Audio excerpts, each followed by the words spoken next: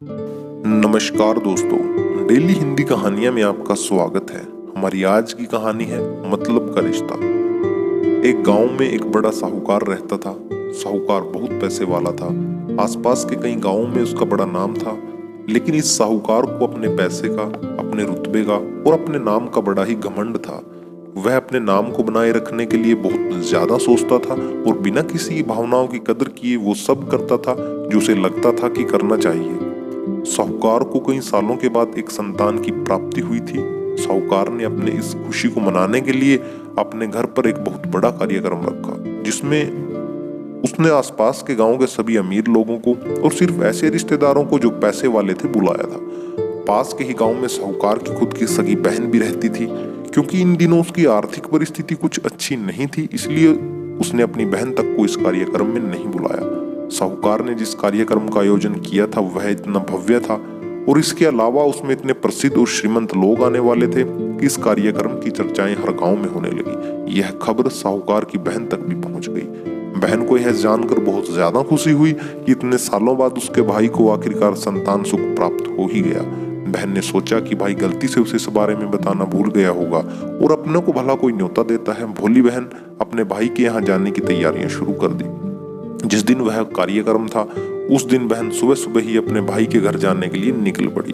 रास्ते में अपने पुराने मैले कपड़े देख उसे ख्याल आया कि अगर किसी और के घर मुझे जाना होता तो मैं ऐसे कपड़ों में जाने की सोचती भी नहीं, लेकिन मैं तो अपने घर, अपने मायके जा रही हूँ, वहां मुझे यह सब सोचने की जरूरत नहीं है। जैसे ही वह अपने मायके पहुंची, वहां का भव्य आयोजन देखकर वह बहुत खुश हो गई और उसे अपने भाई पर बहुत गर्व हुआ। वहां पर वह जल्दी से जल्दी अपने भाई को मिलकर उसकी खुशी में शामिल होना चाहती थी। वह तुरंत सीढ़ियां चढ़कर घर के अंदर प्रवेश कर गई। उसने देखा कि उसका भाई मेहमान के तौर पर आए सभी धनाढ्य और नामी लोगों का स्वागत करने में व्यस्त है। बहन जैसे ही अपने भाई की तरफ उससे मिलने के लिए बढ़ी, उसके भाई की नजरें उस पर पड़ गई और बहन को ऐसे मैले पुराने कपड़ों में देखकर भाई ने उससे मिलना तो दूर बल्कि तुरंत बहाना बनाकर वहां से निकल गया। बहन ने सोचा, इतने लोगों में बेचारा अकेला भाई क्या क्या करे, जरूर उसे कुछ काम याद आ गया होगा, इसलिए वहां से चला गया होगा। बहन बाद में अपनी भाभी से मिलने गई। भाभी ने उसका स्वागत किया और उसे खाना खाने के लिए आग्रह किया। बहन ने सोचा, ठीक है, पहले खाना खा लेती हूँ, फिर बाद में आराम से भाई से मिल लूंगी। बहन खाना खाने के लिए पंगत में बैठी। भाई ने देखा कि उसके सभी धनवान मेहमानों के बीच उसकी गरीब बहन बैठी हुई है। सभी कीमती पोशाक पहने लोगों के बीच उसकी बहन जो पुराने मैले कपड़े पहनकर बैठी थी, यह साहूकार से देखा नहीं गया। उसने अपनी बहन को अपने पास बुलाया, भला बुरा सुनाया और वहां से जाने के लिए बोला। बहन ने अपने सपने में भी नहीं सोचा था कि उसके साथ कभी ऐसा व्यवहार भी हो सकता है, और वह भी उसके खुद के मायके में। अपना अपमान होने के बाद बहन तुरंत अपने घर ससुराल जाने के लिए चल पड़ी। बहन इस बात को पचा नहीं पा रही थी कि उसका भाई ने उसके साथ इतना बुरा व्यवहार किया। उसकी आंखों में आंसू नहीं थम रहे थे। रास्ते में उसे अपनी पुरानी दोस्त मिली। उस दोस्त ने उसे रोने का कारण पूछा। हालांकि बहन उसे कुछ भी बताना नहीं चाहती थी, लेकिन दोस्त के बार बार पूछने पर उसने उसके साथ हुई सारी घटना उसे बता दी। उसकी दोस्त एक समझदार महिला थी और काफी प्रैक्टिकल सोचने वाली थी। उसने कहा कि अगर तुम मेरी एक बात मानो तो एक दिन तुम्हारा भाई खुद तुम्हें अपने यहाँ बुलाएगा और तुमसे माफी मांगेगा। बहन ने उससे कहा कि मैं तुम्हारी हर बात मानूंगी, बताओ मुझे क्या करना होगा। दोस्त ने कहा कि तुम इस अपमान को, इस दुख को एक दिशा दो और कोई गृह उद्योग शुरू करो और उसमें इतनी मेहनत करो कि उस काम में तुमसे अच्छा कोई ना हो। बहन को अपनी दोस्त की बात सही लगी। उसने घर पहुंचकर अपने आंसू पोंछकर उसी दिन से एक गृह उद्योग शुरू किया। उसने दिन रात मेहनत की, अपने साथ कई और गांव की महिलाओं को जोड़ा और देखते ही देखते उसका गृह उद्योग चल पड़ा।